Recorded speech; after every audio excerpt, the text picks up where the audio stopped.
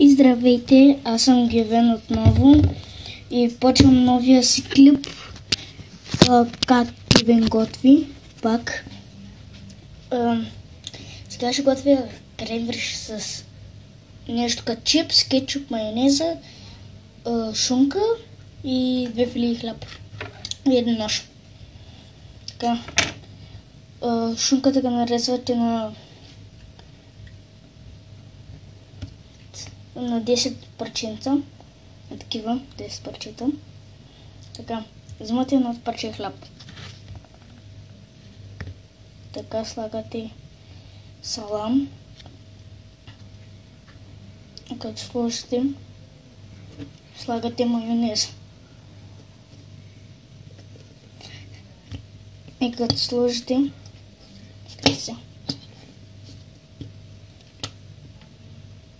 слагате майонеза колкото си искате.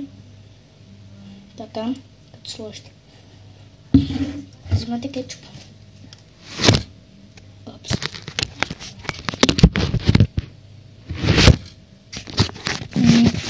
Така, като вземете кетчупа и го отваряте, почвате да го слагате. Апс. Така, като го сложите, слагате го, слагате си кетчупа на място, слагате още салам и още. Така, сега отваряте чипса.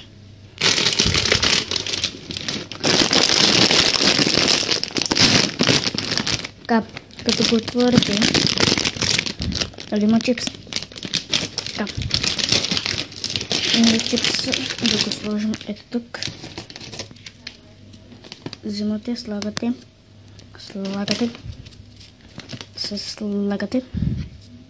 Така, слагате още. Още.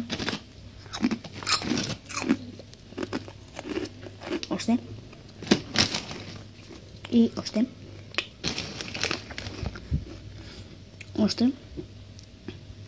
И трябва да сложите в ликата. Ето така. Слагате го отгоре. Сандвичът ви е готов. Така, благодаря. Благодаря за всичко. Където сте абонирали за мен. Тия неща. Сандвичът да ви хареса.